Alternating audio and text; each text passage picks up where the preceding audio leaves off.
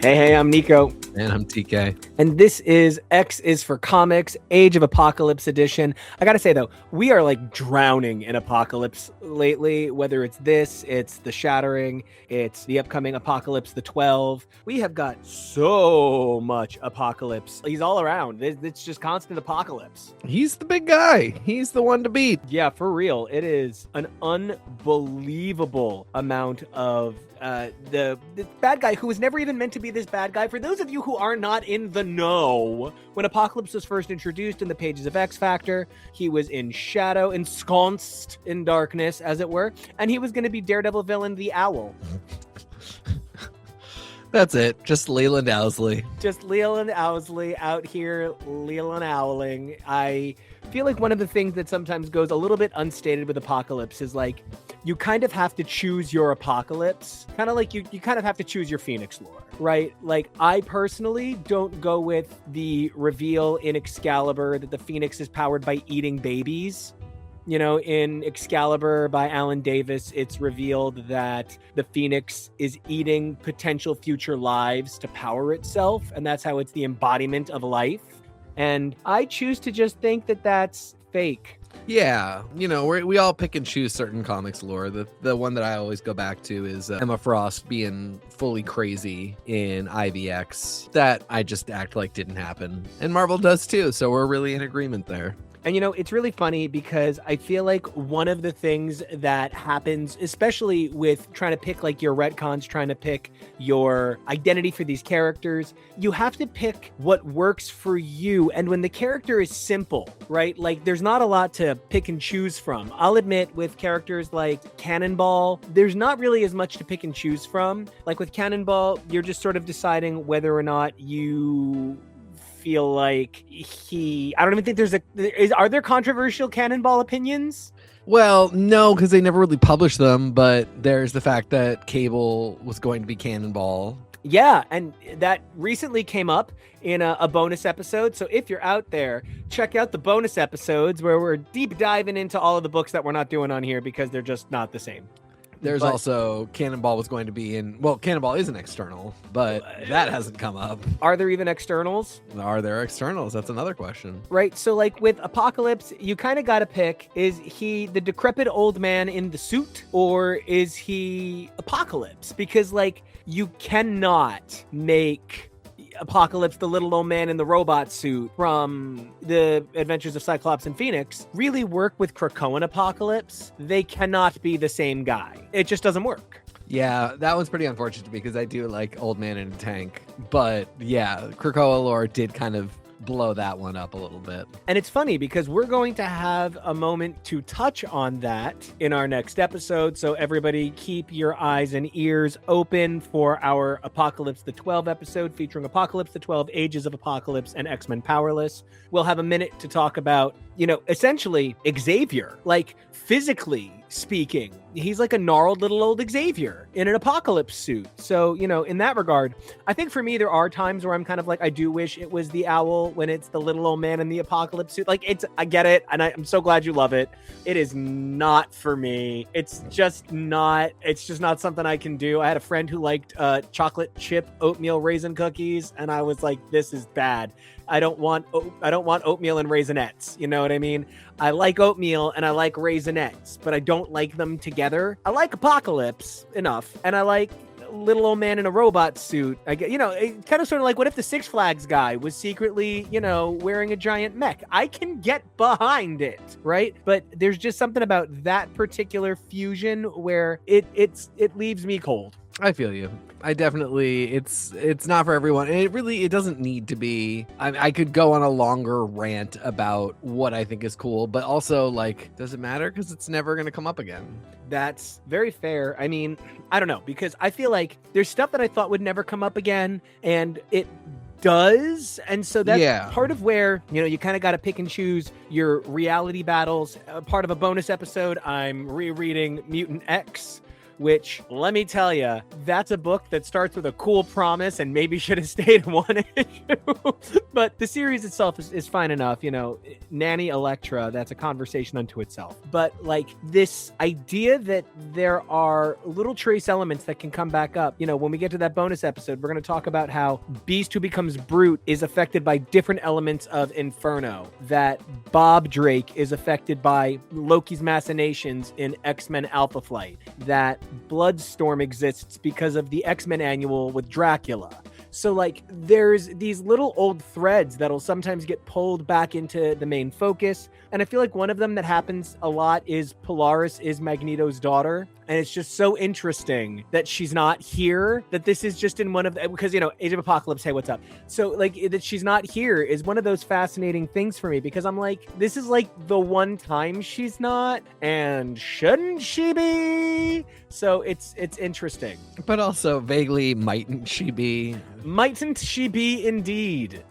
All right, now to get through these books and their credits, let's take a look. Excalibur 2 and 3. We got Ellis, Cruz, Arlem, Moda, Wagner, Lashy, Moy, Wegsgren, Calendario, Joe Rosas on colors with Digital Chameleon, and Richard Starkings of Comic Craft.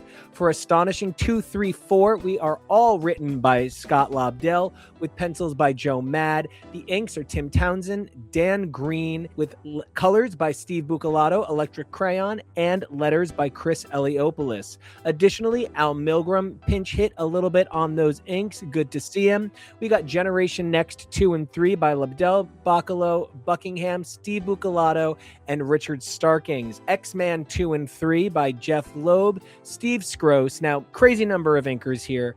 Kevin Conrad, Scott Hanna, Bud LaRosa, Mike Sellers, Mike Thomas on colors with Digital Chameleon, and Richard Starkings of Comic Craft on letters. We've got Factor X, because we have to. John Francis Moore, Steve Epting, Terry Dodson, Al Milgram, Glynis Oliver, and Richard Starkings of Comic Craft. From here, we have Amazing X-Men, which has Nicieza, Andy Kubert, Matt Ryan, Kevin Summers of Digital Chameleon, and Richard Starkings yet again.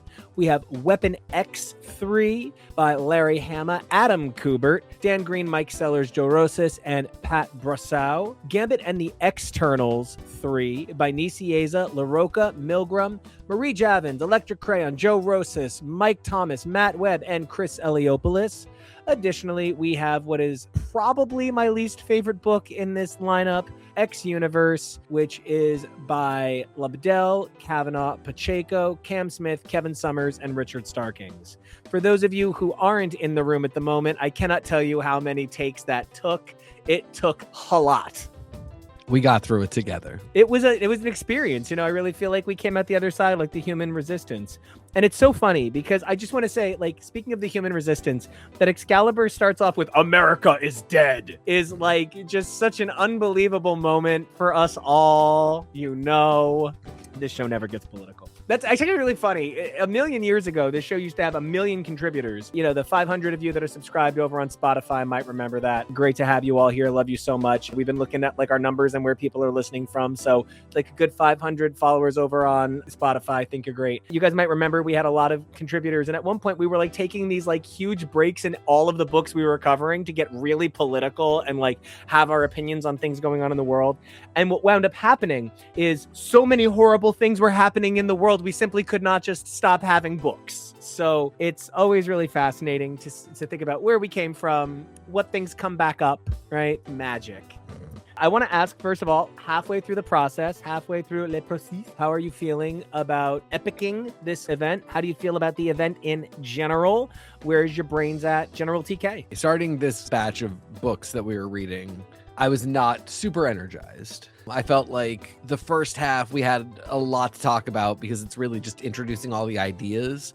And then I was kind of like, should we maybe do 3 and 4 together just because it's kind of all about the conclusion? I thought about it. Yeah. And I still don't know. But honestly, I like the content of all of these books, I feel like they start to pick up their stride if they're going to have one. Some of them don't. And actually, I think X-Calibre, which is the first one in this lineup, is a good example of one that doesn't really have a stride to pick up. But then other books really, like, I think 3 and 4 is where they get closer to where they're supposed to be. So I was not super energized. And then as I started reading the books, I was like, okay, like we're a little more in the world now. And there's something about that I appreciate. Man, I had really thought about messaging you earlier today and being like, hey, do you just want to save 3 and 4 and do them both together for next episode and just kind of talk AOA this episode? And it really hit me that, like, as I'm looking at this information, as much as I enjoy more now than ever what we're reading, there's just like a lot of running around in circles at this point. I feel like once you know the end is coming, you're just sort of chasing tails, right? Like you're trying to, you are the dog that bites its own tail. It's unfortunate. Well, and there's things like, I think we really evaluated most of the art talking about the first set of books. Because, you know, the other thing is the first Epic collection is kind of divorced a little bit from the rest of the Age of Apocalypse collection. So we really, you know, we talked about the first one. That's its own separate thing, bunch of different books, not the compendium of 4 books each that was the original Age of Apocalypse run. We talked about the second Epic collection, and that's where we really say, okay, so X-Calibre, who's the artist on that? Factor X, who's the artist on that? Oh, Epting, he looks kind of good, but he's doing weird faces. Steve Scroce also always doing weird faces. A lot of Joe Mad and Roger Cruz being kind of a also Joe Mad style artist.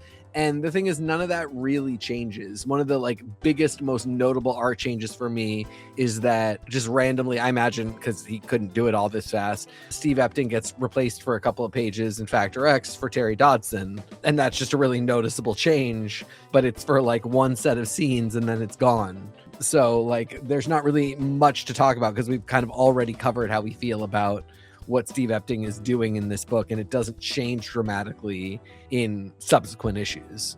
And that's something I've been noticing more and more. Like a million years ago, there used to be the policy of no fill-ins. We don't do fill-ins. We want to keep runs sacred, and we don't want to disrupt this idea of the singular rock star entity.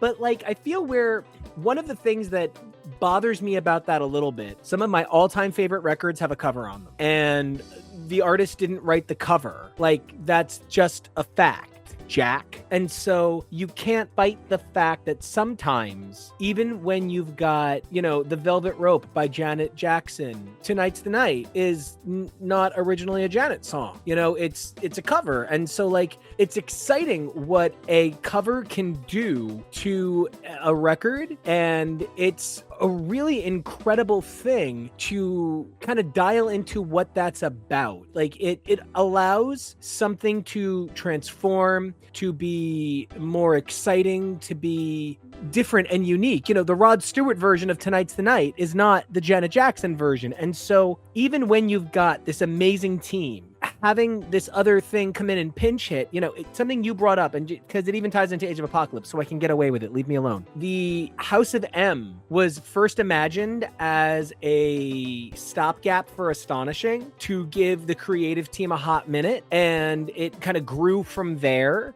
And it makes me think about the fact that, like, you kind of can just put House of M between the Astonishing arcs. I mean, ultimately, it's a greater amount of time because, you know, John Cassidy, gosh rest his pencil, was a bit of a time taker, and good for him. You know, Fiona Apple puts out an album every decade and they're great. So like, you know, idler wheel yourself. But like, the thing that winds up happening with these disruptions, with these fill-ins, is they can, like in our most recent bonus episode, The Rise and Fall of M-Tech. Yeah, when one of your artists is Leonard Menko and the other artist is John Buscema, you notice the difference pretty hard. But sometimes it paints a really beautiful picture. It adds to the experience. Don't get me wrong. I love The Unwritten by Carey and Gross, where it's all one penciler in a way that's so stunning. But I also love when it's something like Books of Magic, where Temujin came in and did fill-in pages. Wow, like it adds something. And so I really hear what you're talking about. I am Also very aware of how the fill-in art on this era, I think it's era appropriate too. Like fill-ins on this period are both era appropriate in the way that they were common at this point. The desk drawer issue still existed. And, you also you dance with the one who brung you. You just had the person come in. I'm just sort of disappointed that we look at that now as kind of like a weakness on a run. We'll say, oh, that person wasn't on all of the issues of that title, so it's no good. I just don't think that that's necessarily germane to the conversation. Yeah, in and of itself, it really doesn't bother me. You just got to kind of pick the right fit and the right vibe. And I think that's sometimes tougher to do. It's where I feel like editorial curation and talent curation is a humongous art nowadays. And, you want to pick the right teacher for the right class. You want, Barack Obama teaching American history because what he could teach you about American history is breathtaking. I don't know the man personally as much as I would love to, but I don't know that I would necessarily have him teach art history. I don't know his opinions on art. So even though they're really close, I don't know that he's the right fit for that. That same way kind of works here, especially with, big dynastic runs where it's X-Men. It's this big deal. You want to see it fit. You want to see it be correct. And I feel like villains can really weaken the efficacy of the storytelling when they're poorly fit. But when you have the right villain, it adds something to the broth. It makes it tastier all the way. As an example, how did you feel about Terry Dodson as a fill-in for that? No. Okay, yeah. And it's really funny because in Daredevil, one of the probably my 3 banner runs of Daredevil, maybe 4, I guess now, because Zdarsky did such a beautiful job. Historically for me, it's Miller Jansen, then it's Bendis Malieve, then it's Wade Samney et al. Because you can't walk away from Marcos Martin or Paulo Rivera's unbelievable contributions. Then of course Zdarsky did such a great job. There's an arc where Trial of the Century, it's the White Tiger arc that was recently sort of portrayed in Born Again. In that arc, out of nowhere, Malieve can't finish it, and I'm pretty sure Dodson is the fill-in. And if you think about Malieve, you think about Dodson, right? It's a little jarring to imagine, but I will say that he does a great job. That's one of the things that I will say about Terry Dodson. Wait, no. Terry Dodson. And by the way, it's Daredevil 40, Trial of the Century Part 3. And it actually has one of the most beautiful covers color-wise for this era. The colors are so rich with lavender and a general sense of almost like a blue pastel wonderment. It's a spectacular book. And that run, pretty unimpeachable for me. But you can have a fill-in that does something really positive. And I guess I'm at this point, I am just vamping to not get to this book because I don't have a whole lot of nice things to say. I have a lot of stopgappy things to say, and it's also in that vein that I feel like one of the books that suffers the most from its art is X-Calibre. Just to kick things off, X-Calibre, there's something so inherently removed and disinterested about this title in the first place. How does Destiny have any bearing on anything in this point in time? It isn't that her visions or her character returning are uninteresting for me. It's just I'm not sure where the argument can be made that it's completely necessary. It's so detached from the notion of what's going on in the overall editorial title set. It's almost like the author refused to play well with others. Funny. And then challenged the identity of playing into the crossover by confronting what makes putting outsider books strange in an insider situation. I think I get what you're saying there.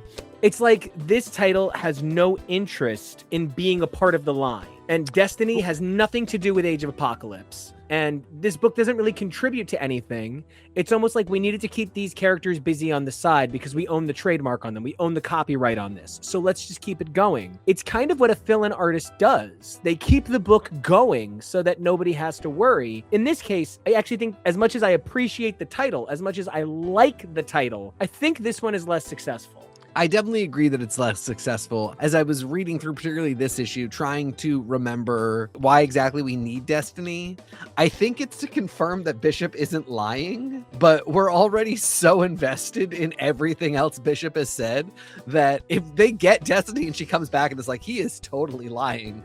They have sent Gambit out into the far reaches of space. They have sent a team of 2 different teams of X-Men out into the world to deal with apocalypse stuff. I wish Destiny had a more important role. The whole idea of Avalon, you know, the sort of the refuge in paradise that has managed to stay hidden and that is so beautiful that it converts one of Apocalypse's lieutenants to the cause of protecting Avalon.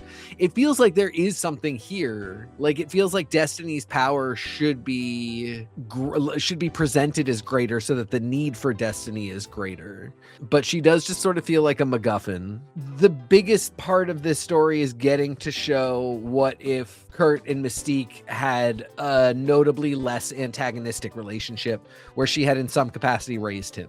In some capacity, I really love that, because one of the things that this is still riddled with is Mystique is full of lies. Mystique is full of secrets. Yeah. And she's self-serving. She's a bad person. Yeah. She's like literally a terrorist here. Yeah. We use that word terrorist in an ugly, ugly way, especially when it comes to mutants. It's so easy to label minorities a bad thing. And I do believe if the definition is like creating terror for financial gain, Mystique is actually doing some really borderline sanctionable things. And it's funny because this is a point where Dani Moonstar is vaguely evil in canon. She's, you know, pinch hitting for the dreaded MILF, and she's actually not evil, but she's faking it, and Deadpool doesn't really matter yet, so Mystique is sort of the scapegoat for all actual bad things. You know, it's when you think about a story where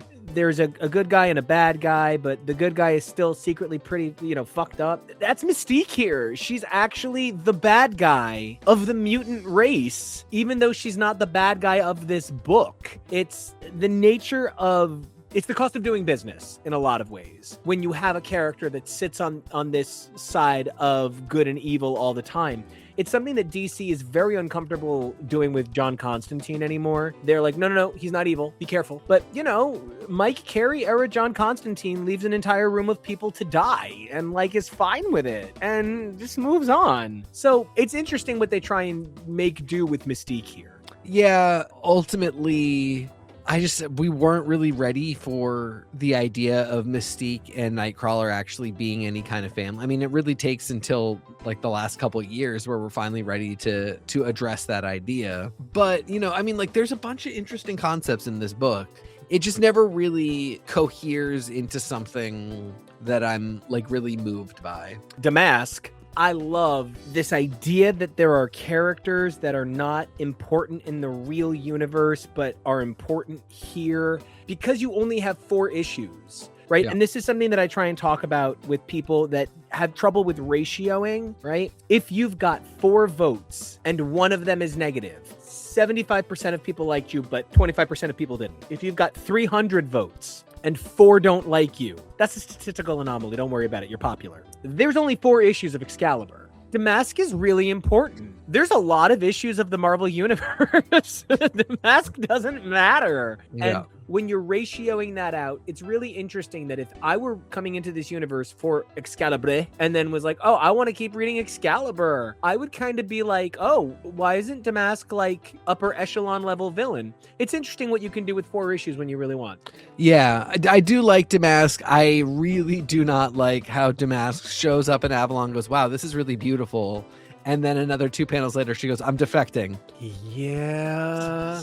I don't mind the idea that she defected at all, but like the first issue of this epic collection, she murders Dani Moonstar and is like, and I liked doing it. So she's like that kind of evil. And then she's like, this is a really nice spot you got here. I am a good guy now. Speaking of, I am a good guy now, Astonishing X-Men number 2, I gave it a B-, but this is a book about characters that don't matter suddenly mattering in a lot of ways. You know, Morph is vaguely changeling, just to kind of put that out there, right? That's a villain who is suddenly not a villain. I mean, he was also suddenly not a villain before his death, but everybody, let's just calm down. He's not evil for like one issue. And then also for a lot of people, he's Morph from the X-Men animated series. Oh, yeah. And like, so then Sabretooth is suddenly a good guy, and I'm fine with the fact that we are being asked to deal with that here. And I'm positive on what we're being asked to do, the task we're being asked to accomplish for this book. But I'm challenged by pretty much everyone that isn't Rogue and Sunfire in this issue. I think humanizing Sunfire is wonderful in this book. I think Sunfire is a victim of certain people's are always angry syndrome, right? You know, we often do, you know, angry lesbian and angry black woman. And I think in comics, we have a tendency to do angry Japanese person. And I think it's really ugly. Everybody is so much more than their anger. Lesbians, black women, Japanese people. Me, I know that sometimes on this show, I get so unhinged. I'm way more than my unhinged moments. And, you know, I feel like Sunfire is a character who is defined by his unhinged moments in a way that no one really is. The angriest people I know are still sentimental and honest and real at times. So the humanization of Sunfire's pain was really great here. Rogue was great here. I think that Astonishing 2 stands strongly for its character work on characters that matter, but stands weakly on working on characters that don't. I found myself actually, this was one that I felt like improved for me because the team itself solidified. Love that. And it became a little more clear who the team was, and they just had sort of an action X-Men goal. I mean, don't get me wrong, this is like, the book was, number one was not good to me, and this is like a little bit better. It's also funny, like, I really should have realized you can tell that this is a particular team of X-Men because they all have Magneto's same cape collar. Oh my gosh, that's a great call. You know, none of the Amazing X-Men have that. You know, Pietro doesn't have that. Storm doesn't have that. Banshee doesn't have that. Allison and Benet Duperly don't have it. But this whole team, they all have Magneto's same riveted cape collar, even if they don't have a cape, like Mr. Creed. But yeah, so this is that team. They're doing their thing. I don't know. I'm not like super compelled by it, but it just feels like kind of a standard X-Men book.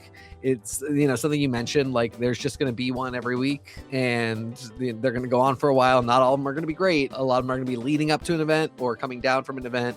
So this at the very least, I gave this credit for like feeling just sort of like a standard X-Men book. You know, the interlude with Bishop and Magneto, where Bishop is angrily yelling at Magneto and Magneto goes, "Shh, you're going to wake my kid up." And suddenly Bishop's like, "Oh man, I'm really sorry." In between panels, this book doesn't know what its own stakes are. Bishop weirdly caring for this child that he vehemently believes should not exist, really wanting to push Magneto to make things right. But then at the same time, like if doing that means that they'll wake the kid up, he's suddenly like a little sentimental about it. I don't know. It's just like, there are a lot of story beats here that don't make a ton of sense. And then we get a cool fight between Mr. Creed and Holocaust, which is perfectly good with me. This is like a solid B minus. It doesn't do anything that I love, but it definitely doesn't do anything that I hate. I like that Blink is here. I hate that she's defined by a man. She is defined by her paternal relationship with Mr. Creed, or perhaps avuncular. I don't really care either way. But I think that too often characters like Blink are defined by how they integrate into a universe that is just as famous for its female characters, yet the characters they're defined by are men. Why isn't Rogue defined by her relationship with Storm and Kitty? And wow, there's not a lot of female X-Men when Rogue joins. Dazzler. Well, I wouldn't want to be defined by Dazzler either.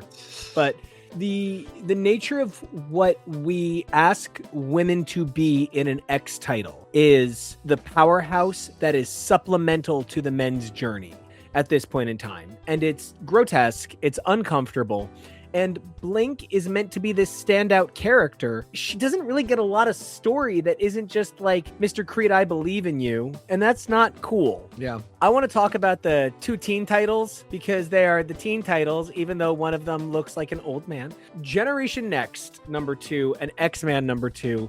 2 of my best grades in this volume. I think that Generation Next, visually speaking, is one of the best series in the history of Marvel Comics.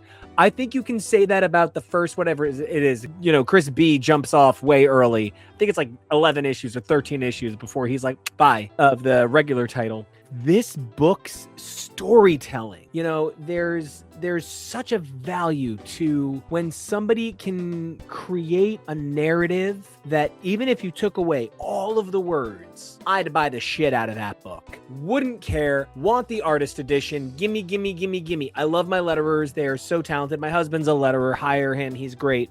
But there is something about when the story can be told so clearly visually, and there is something enchanting about an artist who knows how to create a story visually that tells all of the necessary beats but leaves the room for you to fill in the blanks. I think Chris Bacalo,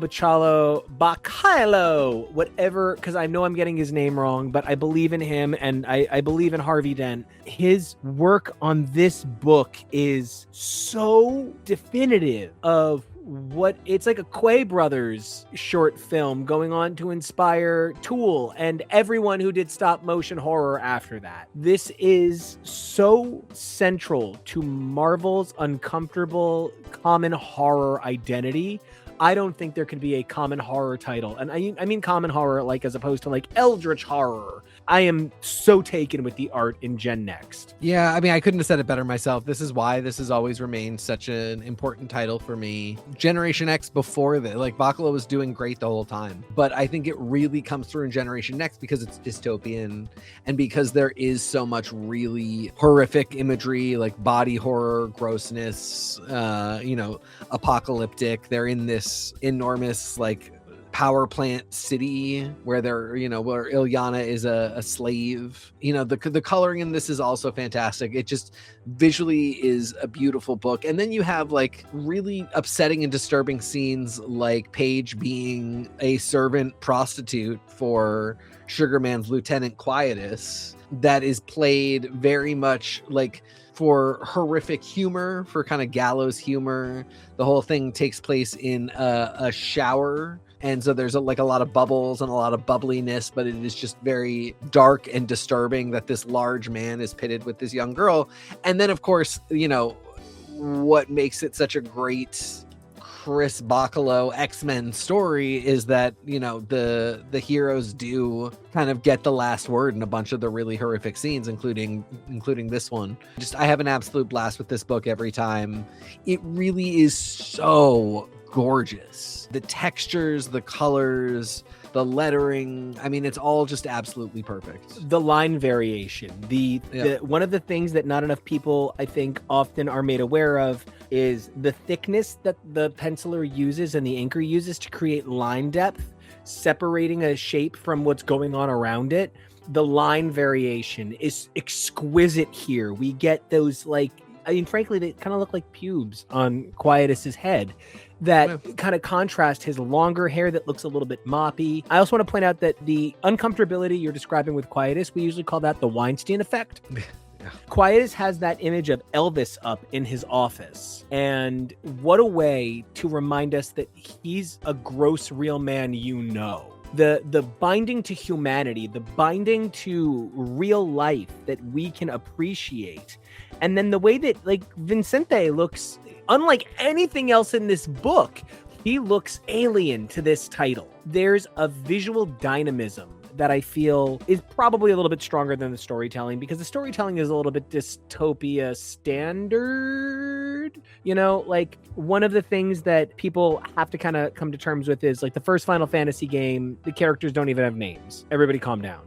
Stranger of Paradise, everybody's got a name, but that game is Miley and her dead pets. Like, it is so out there and off the wall. And then it turns out they're super connected. Good for them. The level of dystopiana in this book is sort of common dystopia for its time period. It's just not unique, but the way the visuals work with the writing, it's almost Watchmen-like. Yeah, and you're right. It is not a unique dystopia, but I think it is a big step for Marvel to really have a book that, I don't know, it's funny. This feels like an even darker world than the world of Age of Apocalypse. Almost like within that microcosm, the way X-Calibre is completely unrelated. This is darker. I totally get that. Yeah. And so it feels like sort of an accomplishment within an accomplishment to really go this dark with it, with the kids book, with the book that you are saying to yourself, well, if the young people were like, I love my school team, I'm going to read Generation X, this is the book they're going to be reading from Age of Apocalypse, that's going to fuck them all up. Can confirm, did do that. But yeah, I mean, there's nothing here that is like, oh, they're totally breaking ground. And on top of that, it is, as we said last episode, like, the books that do the best are team has mission, team has quest. And this is a very simple quest. They just got to go get Illyana. They're trying to break in. The kids are going in the front door so that Peter and Kitty can go in the back door. And meanwhile, we get some scenes of Illyana sort of being like Cosette in Les Mis. She's just on the streets dreaming of her castle in the clouds. And it's very sad. And, she's very adorable. And that's the other thing. Bacalo can really draw kids in a way that just like they have a kid-like quality to them. They have a cartoonish kid-like quality to them. Like, Illyana comes off like a very cute, adorable girl, and Paige Guthrie comes off as like not dramatically older, and the face is similarly cute in one panel, but then in the next panel, she's doing something horrible. And that cuteness that Bacalo can draw onto a person becomes a lot less cute and a lot more disturbing when they do something really, really dark. I really agree. It's one of the strengths of this title. It's where like Illyana just chilling in a cave at the end of the book really still fits the book. Yeah. Mondo looking alien is so part of this because he looks alien in a fairy tale way. These children play out like it's Christmas stories. And Mondo also kind of comes off as like a big, cuddly, adorable guy too. Yeah. Because I don't want to make it all on the girls to be cute. Like, I feel like Mondo comes off as kind of really like a big teddy bear. And then he does stuff that, he really kind of projects himself out as this hero. Speaking of books with characters that are portrayed as heroes when I don't know that they've quite earned it, X-Man suffers from trying to tell us that X-Man is a hero at times. Domino's team makes me sad. Sinister versus Forge is not on anybody's card. Like, that's not like, oh, that's the team up. Like, oh, okay. Ripping off Sauron's wings, it means nothing in the long run. This book is just kind of charming on its own merits, but I don't think X-Man is ever a hero here. It's just a book that he's in. Yeah, it doesn't quite know what it wants to be. It doesn't write itself up as the 4-issue runway for a very important X-Man. I know.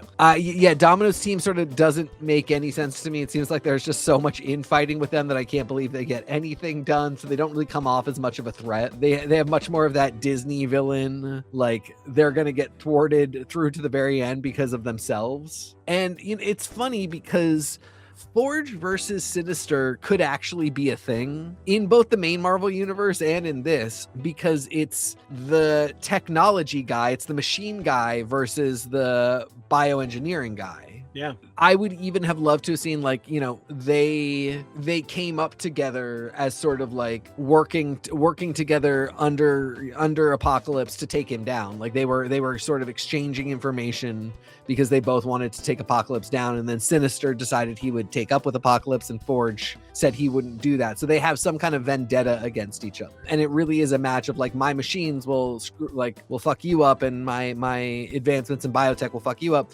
But we don't get anything like like that. They just are both there. There's like, if this book were 12 issues, you could really maybe see that whole like, I'm your father, but you're being sort of seduced by this other person who wants to show you a different way of living and wants you to come into your power in a way that I think is dangerous. And in 4 issues, there's just not a lot of time to get there. So we just kind of cut through a lot of beats, which it doesn't serve anybody the best, but it's also not like unreadable or anything. Cutting through beats and serving it up sounds like a Top Chef challenge. So I completely agree with you, though, because like there is something about the idea that by issue 1, they were working on issue 4. You know what I mean? They were already closing it out. So any positive that they were trying to develop in these titles, it's short-lived at best. And that's where I get a little bit concerned about these sort of tight universes. They either are overflowing with ideas that you can't really get off the ground, or they're a little too short and you never really see what happens. X-Men winds up having 75 issues plus like,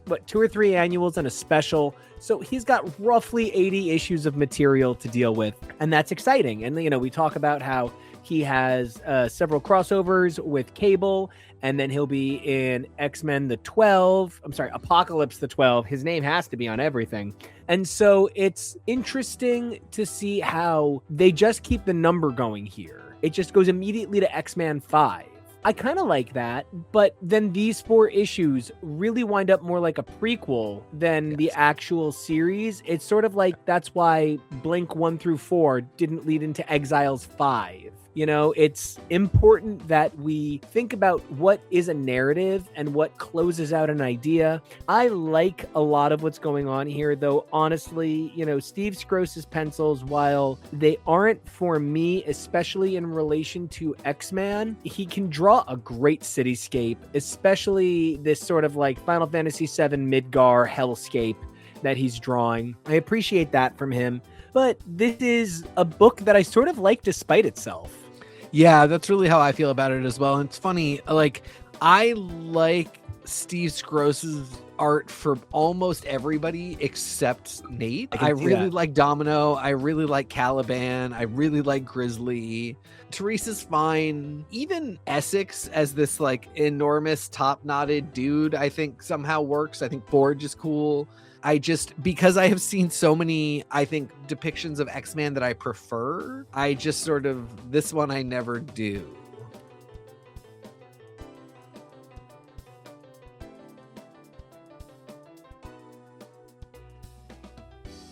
You know, and it's so exciting to get to talk about kind of the end of the 2s and to move into the 3s. The 3s bring us everybody thinking about the end. We've got Astonishing 3, Factor X 3, Amazing 3, X-Calibre 3, Weapon X 3, Gambit and the X-Ternals 3, Gen Next 3, X-Man 3, and they're all in this volume. So all of the 3s are in this book. I feel uncool about Wild Child. I believe we have come a really long way in our depiction of neuroatypical characters, and I don't know that Wild Child was meant to represent neuroatypicalism.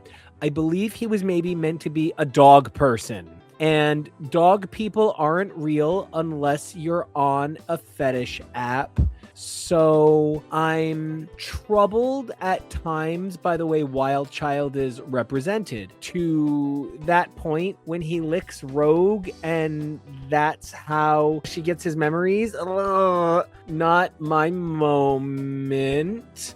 I also think there is something to be said about gilding the lily. You know, Chris Claremont wrote all Irish characters, boyo, like they was Irish leprechauns and they were going to chase after the pot of gold and they only use Kerry Irish butter or butter, as they would say. My very Irish grandmother would be so mad that I didn't put in the H. And when Victor is like, even back when you was Nemesis, guys, gilding the lily a little too hard. It would be like if the cast of Dawson's Creek was constantly like, and since I do not yet have the power to drive in the first season, I understand. You're trying to sell youth. Okay, I understand. You're trying to sell that Victor has a very colloquial way of speaking, not focused on his education and grammar. mean, there's a lot about portraying mental competence and eloquence that is horribly wrong in this issue.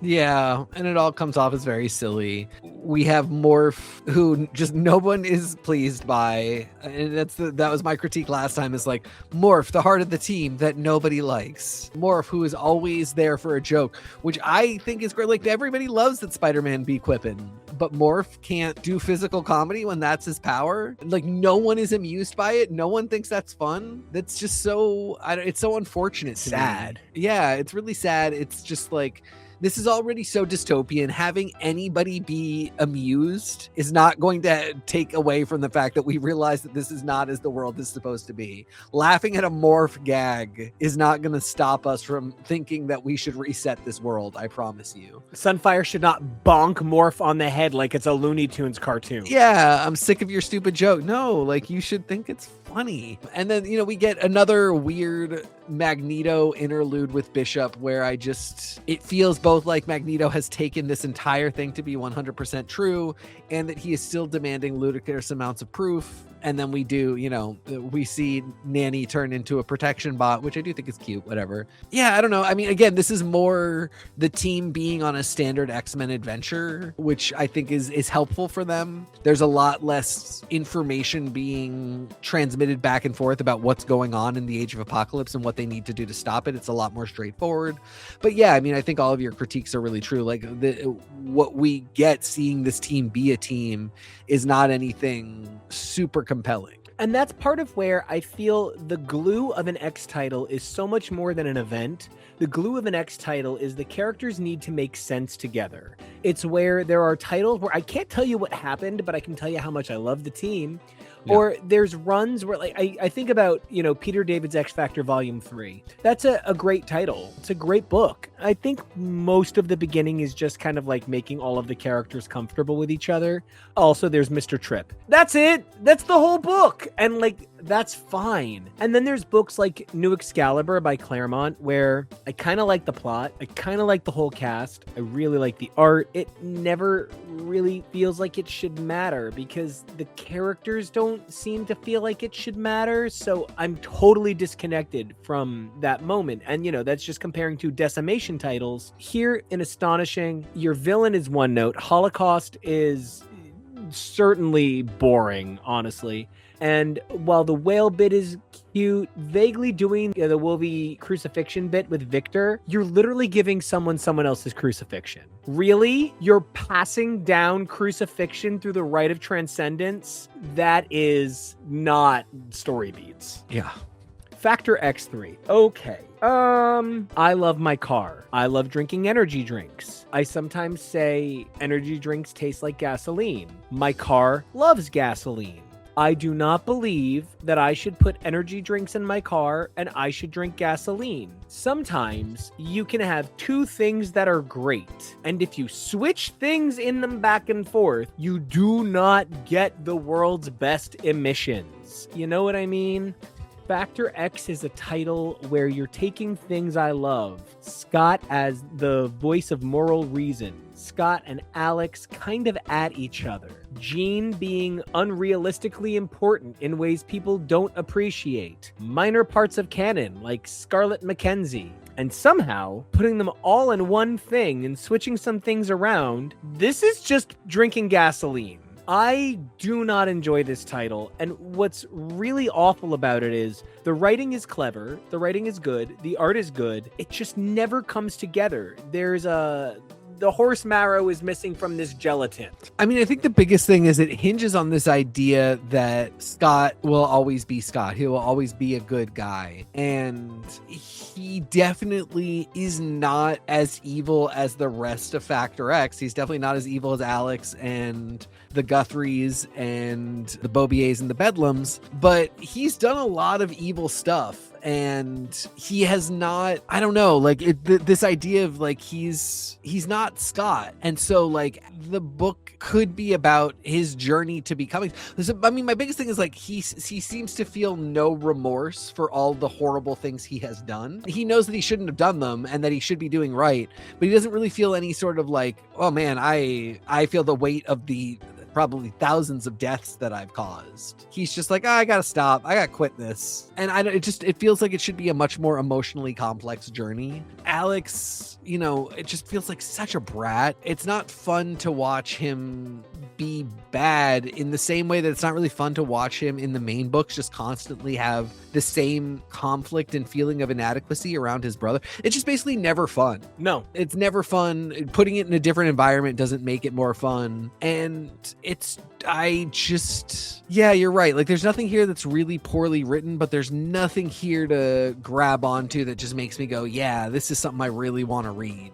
Yeah, there's a flatness, and it's not even the fault of the editorial requirements on the title either. I think the right group could have made this exciting, but what actually exists on page is just sort of flat. It doesn't go anywhere. I'm glad to see Jean and Scott team up to punch Beast. I love punching Hank McCoy these days, but the more I think about it, every AU has a Beast that's vaguely kind of gross. Dark Beast, Brute, it's tough because I do think all new, all different X-Men Beast learning magic was like the pinnacle of cool Beast. Yep. And everything else is just sort of a waste of a big, hot, sexy guy. I'm like 6'1" and like weigh 215. So like I want Beast to look up to because like he carries some chub. That's something that I think we've also lost, like sexy muscle chub. I don't know why that can't be a part of Beast's character anymore. He's just always got to be evil and gross and a bummer. But it's I guess fine. What is not exactly fine is that I actually think that Dark Beast is barely a monster compared to Beast at the end of Krakoa. Yeah. And now that Krakoan Beast is like back as a bad guy is nuts. So, there's so much going on where this, I guess in that way, it's a kind of a portent. It's kind of telling us what's coming, but there's nothing really here. I feel the same way about Amazing. There's nothing really here. It's just telling us the story beats. And that's where Factor X is a failure. It's story beats, not story. And not really anything for character development either. Nothing about why this is such a interesting take on any particular character, whether it be Havoc, whether it be Scott, whether it be Jean. I think especially saying Scott is the same person, regardless of what universe he's in, that you're specifically saying like there's no point in this exercise because Scott Summers just is always going to Scott Summer. Sure, okay, I love the idea that he's steadfast through the multiverse, but then like if he starts off as part of the most evil cadre in the universe, you better really write some beautiful character development for why he's still Scott Summers. You can't just have him go like, oh, I saw a hot redhead in the pits one time, and then I just decided every once in a while if I saw a nice lady, I would help her escape.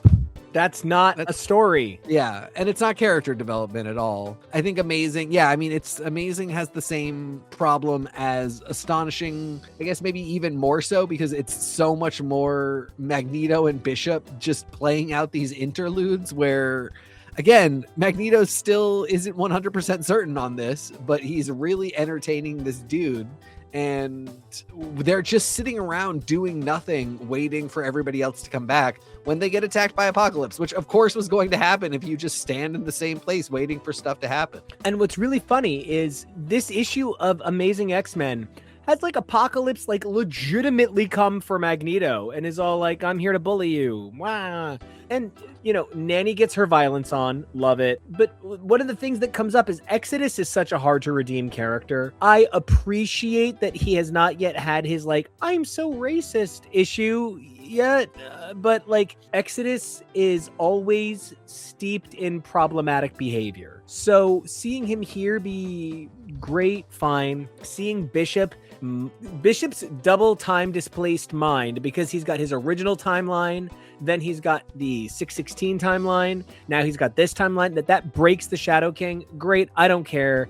The Shadow King is The Shadow King, I don't want to be like too edgy with an opinion, but the Shadow King is a character that I would probably rather never see again. He is so damaged beyond belief. And after Psy War, when he was trapped in Psylocke's mind, I don't know that the Shadow King has provided a whole lot. I know that at one point that Tullamore Vogue was going to be revealed to be the Shadow King, but I don't think that ever happened. And then I think Shadow King is the Dark Xavier in New Excalibur, but he and of himself, not that interesting. When he's revealed to be Amal Farouk and like is in New Mutants again, that's interesting, but even then you could have done that without Shadow King having had so much more time. The other big thing that stands out to me here is I don't know why Warren has to be shoved into everything. Warren does not elevate this story at all.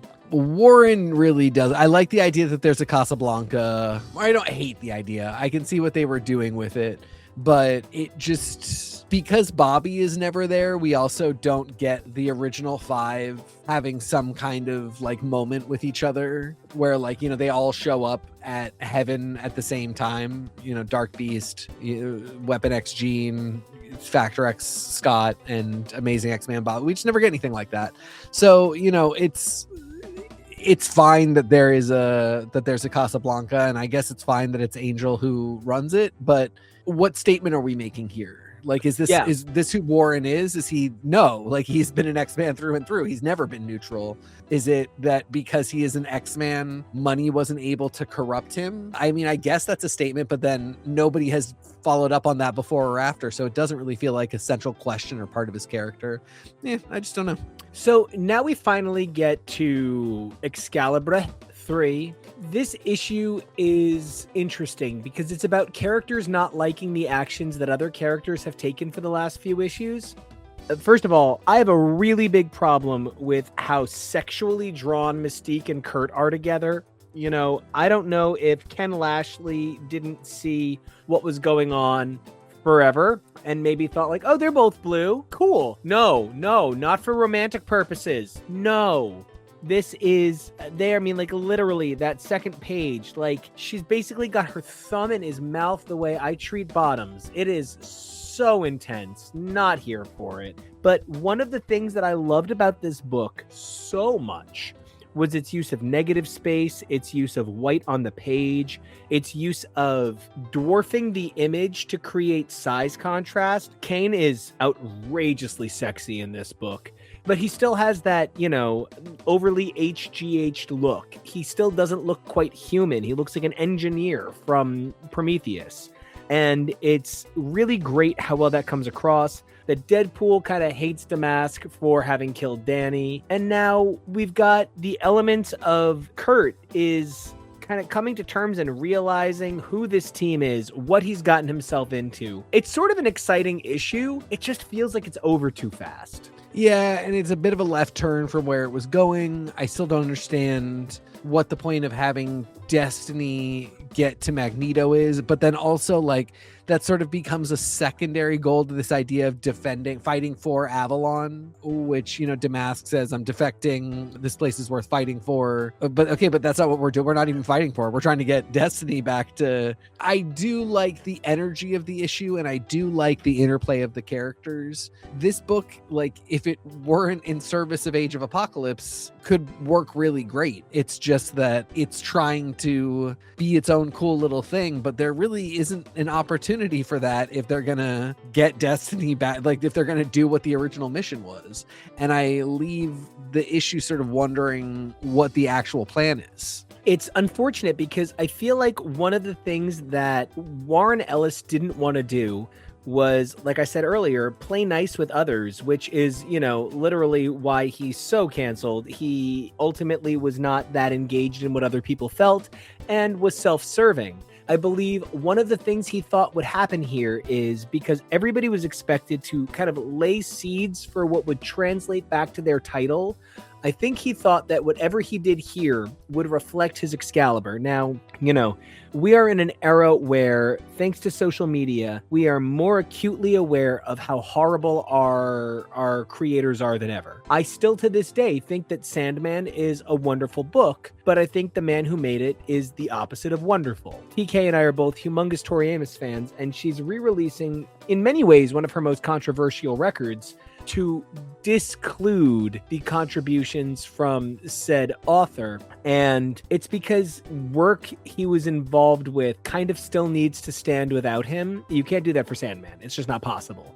But you can do that for records he only provided liner notes. Now, with Warren Ellis, what he did as a groomer, as a predator, unforgivable. Excalibur is still a title. Excalibur still had other contributors. Excalibur still had events that took place, and those characters carry those events into other books. It's still a part of Marvel history. I am not saying go out and spend money on it and give him royalties. I'm saying it exists. So talking about it is kind of part of the experience of X titles, but the thing to say every time is, this man is horrible. Excalibur feels, and I'm just saying that to distinguish it from Excalibur, which I was just mentioning, feels like it refuses to play with AOA the same way Excalibur refused to play with what was going on in Marvel at the time. I want to be clear, Warren Ellis is a bad man, and you should not and will not give him money. The work that he continued doing seemed to refuse other bad people of the time, which is why he was so elevated and escalated in so many people's minds and eyes for so long. I love getting to see Kitty continue on, that she ultimately winds up with a groomer in his run. Icky. I love seeing Captain Britain be with Megan, but actually, Captain Britain had been a groomer with Megan from before his run. So there's a lot of things that are hard to talk about because the man is bad, his actions are bad, and I myself as an X fan, I find that hard to talk about. It's why once I know a creator is problematic, I just don't get into them because I won't get into their work. Excalibur is unfortunately a title that is better than a lot of its contemporaries, but because the creator is horrible, I will never spend the money on it ever. As you shouldn't. Weapon X. Okay. I just can't be reasonable about this book. I love Larry Hama too much. So, and if somebody's going to write in and be like, no, Larry Hama is terrible, and he one time threw a truck at kids, fine. I'm so sorry. But like, until I know that, we've got Carol, we've got Wolverine, and something that I really appreciated was the first two issues kind of felt like they were avoiding being a Wolverine title and seeking to be a Wolverine team title. And here it switches to a Wolverine title with a team. That's fantastic. I love that it's so full of Major Logan characters in this weird universe. Dragoness as Vultura, amazing. Gateway as a bonding element, terrific. I love the complications of Wolverine being a pawn in a title he can't really be involved in the world of. But that said, this is not the same thing as a Wolverine title. Yeah, no, I definitely get that. This is Weapon X in Age of Apocalypse. It is a different thing. I do think this is one of the most successful, straightforward books in the entire lineup because it just is what it is. The adventure isn't that complicated. Wolverine is trying to set up the High Council to be able to bomb Apocalypse, and everything is just towards that goal. And then it's a really well-written action title. It has great cameos by people like Carol Danvers and Gateway. The villains are really cool. They're very identifiable as the Reavers. Everybody is not that different a version of themselves, which is nice and makes sense because, like, ultimately, for as crazy as this world is, where Apocalypse took over all these years ago and it's dystopia, it's almost better if things aren't that different. Because when you try and say they're really, really different, okay, well, then you really got to show it to me. And when you say things are really, really different for dozens and dozens of characters, and I've got 4 issues to tell you that, I just don't know. It's not always going to work. And I think Weapon X succeeds because it embraces the fact that this is a different world, but it does sort of say like, I don't know. He's Wolverine. It's not that different. How do you feel about Larry Hama's storytelling? I know I grew up reading Wolverine by Larry Hama, and in our bonus episode that I think releases just before this episode or maybe just after it,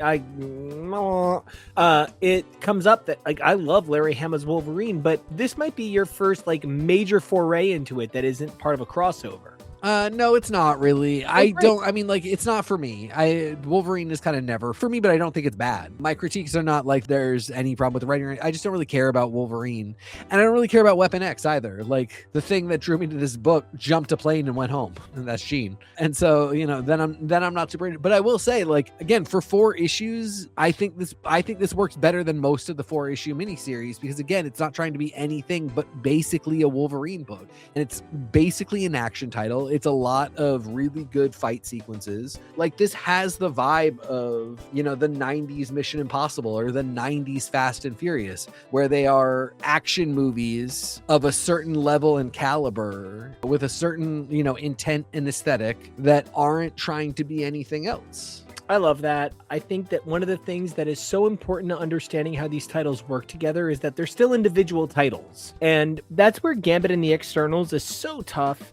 It is responsible for carrying the overall event energy, and I don't think Gambit is capable of carrying the overall event energy, but I do want to talk about a character from this, Jaff. Okay. Jaff. He is beyond hideous and horrible to look at, but he's so cute. Many people might not realize that Jaff is like a significant character. He first appeared in the pages of X-Men 108, kind of, sort of, but also he actually appeared in the issue before Mott, and he's paired with Mott because they're named after the strip Mutt and Jeff, and he goes on to have several appearances. He appears in X-Men 108, Uncanny 203, Uncanny 320, Gambit and the X-Ternals 3, X-Men 97 Annual Number 1, X-Men 55, What If, the X-Men Rise and Fall of the Shi'ar Empire, X-Men Emperor Vulcan 4, Realm of Kings Imperial Guard 5, Fantastic Four Volume 6 Number 40 and 45.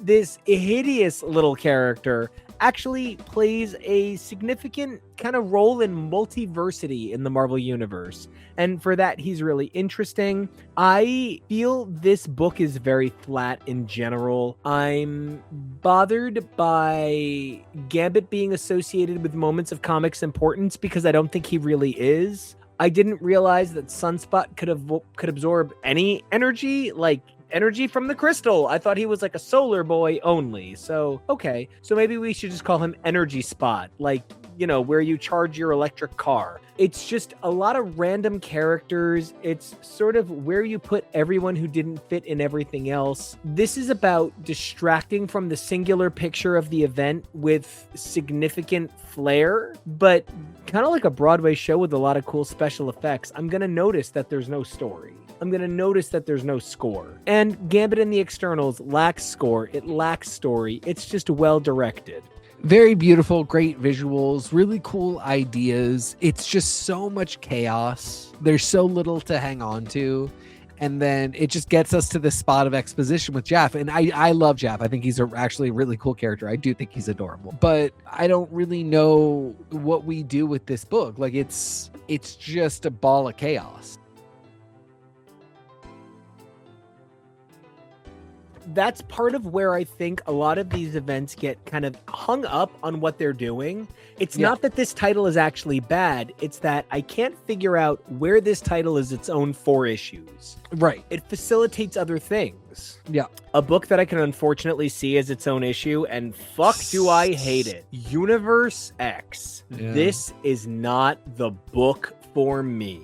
I just think this is misery. This is hard to read. It features a lot of characters being treated in terrible ways. What is really cool is it opens on Gwen Stacy, who at the time was not yet like, oh my god, it's Gwen Spider. Oh my god. It's Gwen Stacy. She's dead. Cool to have her back. Marvel's desire to have a one-off issue to tell you where everybody else who couldn't make it is in the alternate universe, I don't think is always the most productive thing ever. because there are a billion other characters who I would also like to know where they are. And so doing just kind of a one-off, oh, this is what happened to these guys. It's fine, but like a lot of these characters I probably would have just put in Weapon X, because that's the book that has a lot of the human council and a lot of the other people. This book just doesn't really serve to do anything but go like, well, what if Gwen Stacy had survived? What if Norman, Wilson, Arcade, and Leland Owlsley started a team of villains? What if some of the Avengers were around, but they weren't the Avengers, they were just dudes? What if only half of Fantastic Four survived and they were also just dudes? Yeah, okay, I guess all that stuff could and would have happened in this alternate universe where Professor Xavier died and Apocalypse took over, but I don't know what this adds to any of the story that you're telling me is. I feel exactly the same way. Part of what really frustrated me here, and again, I'm unfortunately a huge Daredevil fan in terms of this story, is this even in Matt's character? Like, Matt, as a 6-year-old, was willing to blind himself to, or not, he didn't know he was going to get blinded. He thought he might die. He was jumping into traffic. No. Is this the kid that would jump into traffic to protect people? And if the answer is no, you better, then that's its own 4-issue miniseries called, Age of Apocalypse, Man Without Fear, where you have to explain how Daredevil didn't become Daredevil, because that's interesting. Yeah, and also Mikhail Rasputin, what? I don't care about him, and then I don't he looks so different, which I think is cool. I like the idea that he does, but there's clearly a story there too. And it's like, okay, well, we should pause and you should tell me, how did Mikhail come to look like this rather than the way he looks everywhere else? Because that's a story, but him just being here isn't that interesting to me, guys. And it's part of what winds up frustrating me about the nature of evolving characters looking back on them. We know that they're going to say that Mikhail Rasputin was possessed by a thing that made him evil. See our coverage of The Shattering. And then we know that he's not going to have been that. See our coverage of Krakoa.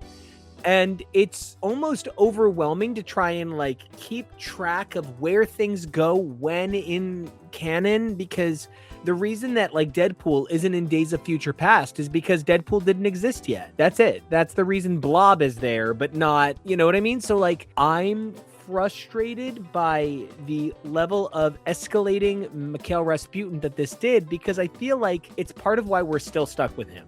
However, Tony Stark, I guess he's a hero in this. Yeah, sure. And Dr. Donald Blake is there, but not transforming into Thor. Clint Barton is there. We've got a Gray Hulk. I mean, the thing that we've really got, which this book could probably use a lot, the series could use a whole lot more of, is a data page. We've got one data page explaining how a bunch of people died. And to me, that just, sure, if that's how you want to do it, that's great. Some prose might actually help move things along a little faster. Bless your data page, because the one thing I would say that Generation Next 3 could have used more of was maybe a data page. Part of where an artist, a visionary like Chris Bacalo, can sometimes be difficult to follow is those panel progressions are not always linear. And it can be difficult to remember what freaky monster is which. And I love this issue for giving us a little bit more of a clear picture of who Sugarman is. But honestly, Mondo is so ill-defined as a character in any universe that it can be really hard to pin him down. And also, Vincente appearing here first, being an original character to the AOA and so new, we barely know the Gen X kids. There's something too chaotic here that asks us to consider what we even know about what's happening at all. And it kind of goes back to being a regular X-Men book at one point and then switches back over into being freaky. Mondo might accidentally be eating people at the end of this. I don't know. And so this is one of those issues where I find myself very a fan, but this is my lowest score of any Generation Next issue. I think that's fair. I mean, I think the critique of it being particularly chaotic is true. It's more charming to me here than the chaos of Gambit is, again, because aesthetically it's so pleasing and because everybody looks so freaky and it's such a feast and a spectacle for the eyes. But I think it's crazier than it needs to be, and it's crazy in a way that takes away from the storytelling. So there is sort of just like maybe we pull back a little bit so this can just be a little bit more straightforward. Is this supposed to be Aunt May? I don't know. There's a character named May. She's an old woman. I mean, I think it is supposed to be Aunt May, but also like, again, things like that. I'm like, is that a cute reference? I mean, I guess, but also like, how did she wind up here? Is that important? I just have so many questions. I mean, I think this picks up perfectly off where the last one left, and it's going to transition us very nicely into the next one. But yeah, I mean, it is a very obviously intentionally messy book, but I think even knowing that it's not an accident doesn't necessarily mean that it serves the story best. How do you feel about Know-It-All? I mean, like, I'm torn because is that Monet? We know that the St. Croix twins are running around in Factor X. Right. And so, who is this character? I don't really know. It kind of looks like Monet, but these are not Monet's powers. I think she looks really cool. I like the power set. There's nothing about the character I don't like, but again, it just becomes this thing of like, is this a new character? Is this a different character? What do you expect me to take away from this in a 4-issue miniseries where we're going to return to how we were? I just don't quite know what to do with her. A little bit of additional information from Marvel fandom is the original Age of Apocalypse story was written before Scott Lobdell left the X books. His original intention for the character of Monet St. Croix was for her to only be a fake persona used by the twins who were joined together. The appearance of Know-It-All was intended as a clue toward Monet's true nature in the regular 616 continuity. Since then, later writers have reversed that decision, introducing a true Monet into that continuity. The idea of any connection between Know-It-All and Monet seems to have been abandoned by Marvel. The idea that the real Monet St. Croix never existed in the AOA is problematic, since if the real Monet was never meant to exist and she was only meant to be merged with the amalgam of the M twins, then it raises the question about the identity of Know-It-All. She couldn't have been Monet St. Croix since Monet never existed. But considering that Lady Penance was a resurrected Monet St. Croix, it's possible that Monet had become a machine like Know-It-All before she died and then was resurrected as a fully human. Fuck me. I know. It is one of the things that we talk about where you have an intention, the next person comes along, and they either honor your intention or they don't. But Know-It-All is a character that does deserve some amount of dissection and discussion. Yeah, I completely agree. And like I said, I like the character. I just have no idea what to do with her. I'm gonna say that X-Man 3 is a B+. Sinister's plan is so unfocused. He is always like, oh, someone's above me, undermine them. I don't know how. And that's, it's even kind of like how the Singularity Krakoa stuff happens. Oh, I'm gonna be better than Phoenix because I've spent my whole life dissecting Jean. Like, it's there. But I think that X-Man 3 is maybe where the title comes together. This tells me that if X-Man number 1 had been 48 pages and then X-Man number 3 had been X-Man number 2, the book might have worked. This isn't exactly a great issue. Domino has some lyrical posturing that feels Claremontian in nature. There's an element of real world, yet kind of like, actually, just to reference it again, classic Final Fantasy bards, kind of like medieval going through Europe storytelling that doesn't really work, but Forge dying kind of breaks me here. There is something so palpably honest in X-Man number 3.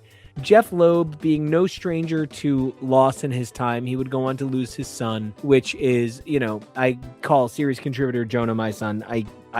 He was sick for years. I would never recover. And I still haven't recovered from him just being sick and ultimately being fine. There is something about Jeff Loeb's uncanny ability to capture loss that pervades his Batman, pervades his X-Men. I think X-Men 3 is the first time this book is like, fuck.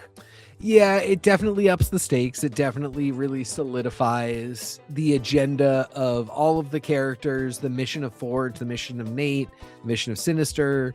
I mean, this is really where the runway for sending Nate into the 616 universe begins. And there's nothing bad about that. I just think that having the first two issues maybe not be as strong of a build up to this one is unfortunate. But this is a really strong issue. Like I said, I might have liked to have spent more time on Forge and Sinister fighting, and that being, because it just kind of seems like Sinister kills Forge. To me, Forge is like a solid badass and should be able to fight back. But yeah, I mean, this is really where the pathology of Nate starts to take real root. Part of what really works for Nate in this issue is that he is coming of age. We saw Cyclops come of age. We saw Cannonball come of age. We saw Chamber come of age. We saw Prodigy come of age. That is something that major players in the Marvel universe that started in X-Men do. We see them grow. We see, I admit their puberty was something strange, but like there is something about that we love. Honestly, X-Men's puberty was 4 days. He was raised in a jar, and like his growth as a character is in this title. There is something so valuable about seeing him grow here. I think the weakest thing about this book is Apocalypse appearing out of nowhere. At this point, he's in the Magneto storyline, and suddenly he's yelling at Domino. Not for me. But I think that X-Man, we'll do it at some point. We should do an X-Man read because this is fun. Yeah, definitely. All right, the last leg. It's finally here. Astonishing 4. Blink! I don't really have anything to say about this. They have just been hunting Holocaust for this whole book, for all 4 issues of this book, basically.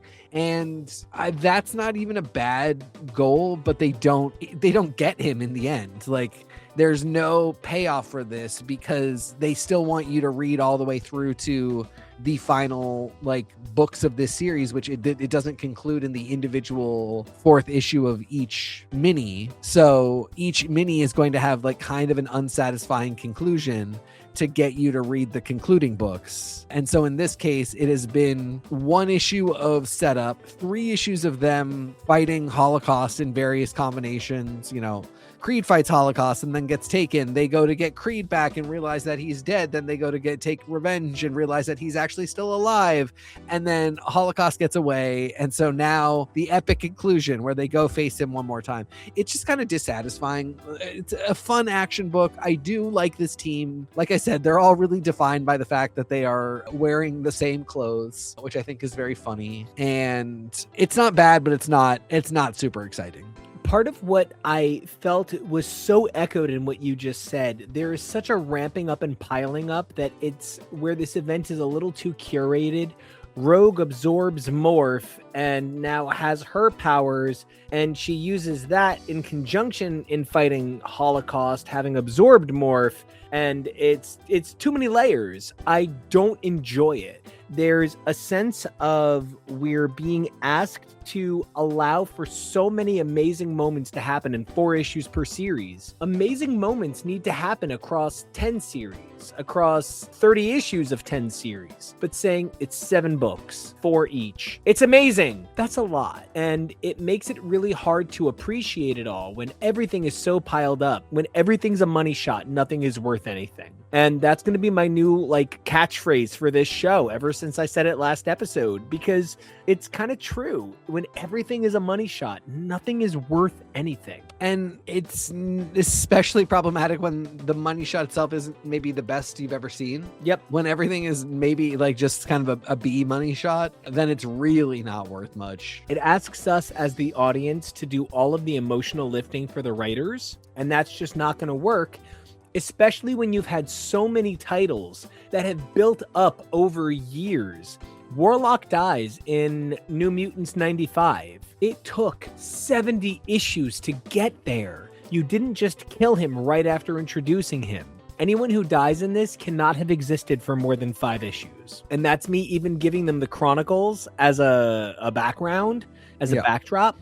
So it's tough because one of the things that I love the most about the Age of Apocalypse is that it's so self-contained.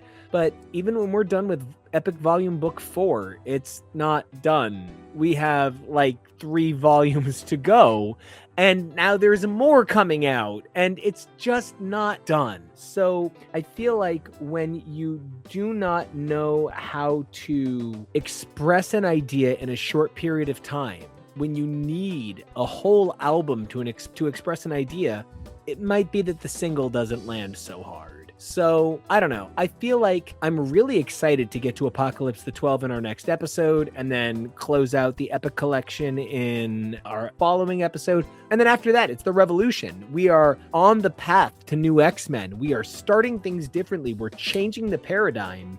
The end of the day, the conversation is about responsibility to the line.